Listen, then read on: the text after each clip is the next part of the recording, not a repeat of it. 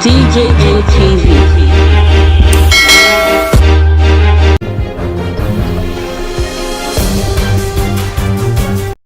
All the sport people when go do Edo 2020 must to get vaccinate injection before anything. Correct country people, how every day for una side now. Una good morning, una good afternoon, and una good evening. Sake of the time when it be say the time be now on top the time when it be say una take the look us now on top our day-to-day tori informative yarns on top our correct TV station when be DJM TV. My name na Stanley Okocha. Una correct country brother na me wan yarn na the ogbonge tori informate when it be say e don dey shele for inside Naija on top this time. Now the tori informate. The chairman for the local organization committee LOC on top the number 20 National Sport Festival NSF when go shele for inside Edo State, and the deputy governor of the state when im name be Comrade Philip Shaibu don yarn say everybody when e be say dem go do one thing or the other for inside the Edo 2020 tournament must to follow all the guide rule when e be say e dey stop the increasement of COVID-19. Comrade Philip Shaibu yarn this one come out today when im dey do yarn with tori people for inside government house when e dey for inside Benin City sake of how the government don take dey ready to do the national sport festival for the state. Im yarn join say the unity touch light for the Edo 2020 go enter Edo State on the 3rd of April for inside 2021 before e go come wakament follow all the 18 local government areas when e be say dem dey for inside the state.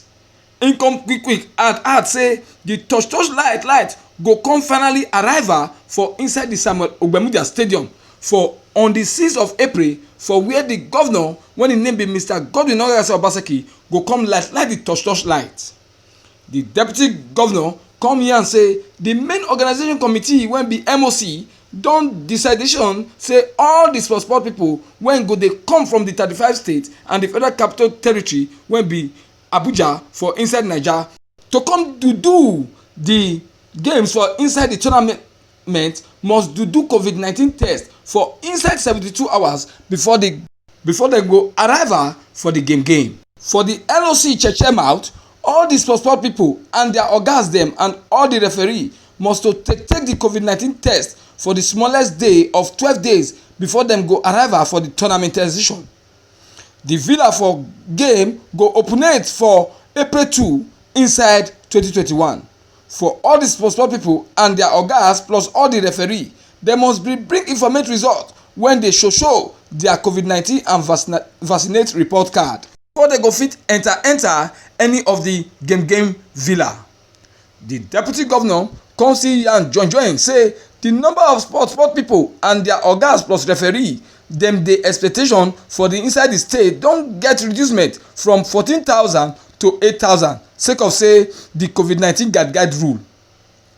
He yarn say the presidential task force when be say na dem get concern for the COVID-19 matter plus the Naija Center for Disease Control when be NCDC people go arrival Benin City when e remainder 4 days to the start of the festival to take do correct check for the follow for the COVID-19 guide rule.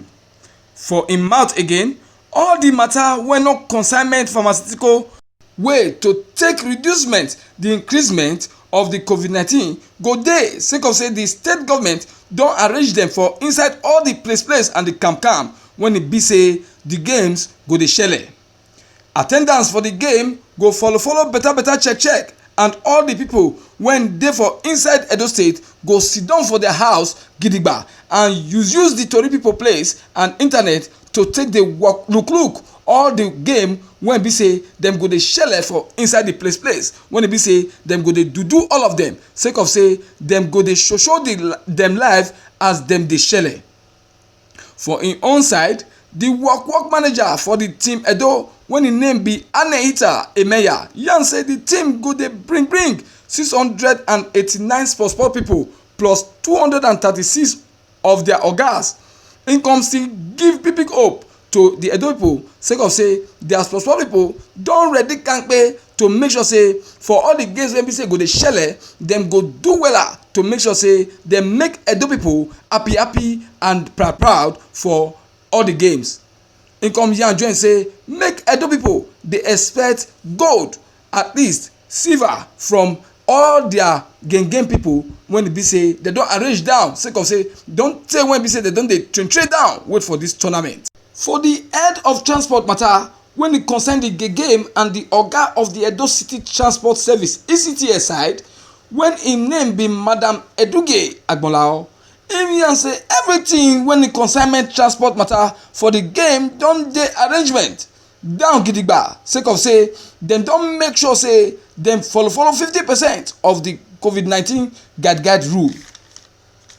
For a mouth, correct arrangement don dey to make sure say traffic go dey flow free siriru from when the game go dey shele, and all the road when e be say people go dey pass once the game festival start. We go informate everybody for the time when e be say e no go too tey.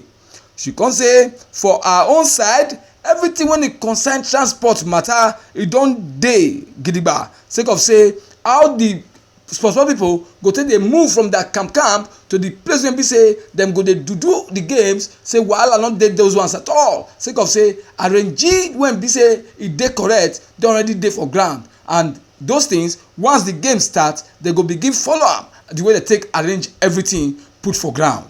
Still for inside the Edo State Sports Festival, the Edo State government don yarn say the game no go affect the primary and secondary school calendar when e be say the primary and secondary school don dey follow since they resume the second term. The government yarn this one sake of one tori informate when be come out sake of say e come yarn before say sake of the sport festival make schools for inside Edo State make dem quick comot, make dem go for vacation to take make sure say anything no go affect the sport game when go dey shele from April 2 go reach April 14 for inside this 2021.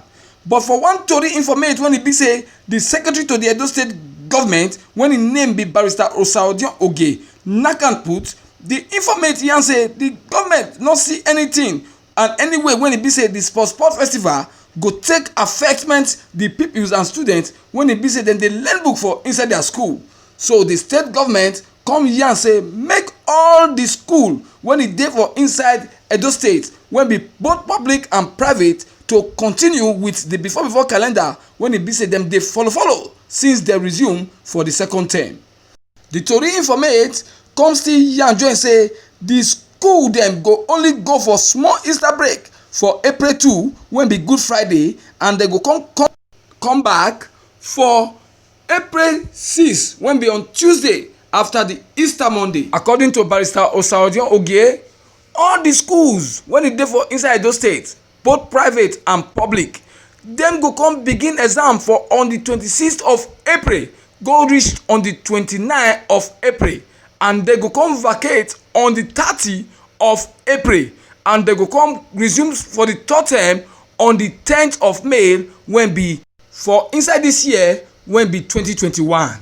The secretary to the Edo State government come see here and join say the information when e be say before come out say make country people make dem not follow am at all, but make dem follow the one wey be say im just now come out so na this one na be the correct one. Country people na hear our tori for this time for still break leg. We wan thank una for all the time wey be say una don take dey follow us and look us since, and we wan beg una say make una like, make una comment, and make una share and even subscribe on top our Ogbonge TV station wey be DJM TV. We wan still beg una say once una subscribe make una touch the notification bell so that una go always dey get alert concerning any matter when we be say we now come out come give una as informate. Until next time when e be say we go still come una way with another Ogbonge tori information wey go don dey share at that time. My name na still Stanley Okocha for DJM TV News. I salute una well done. DJM TV. DJM TV.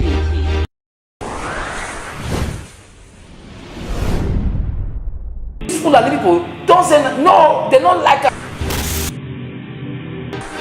Welcome to DJ TV. DJ ATV. DJ ATV.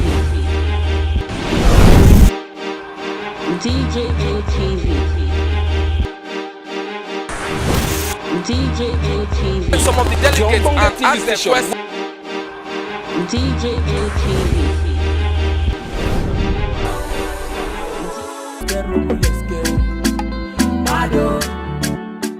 DJ ATV.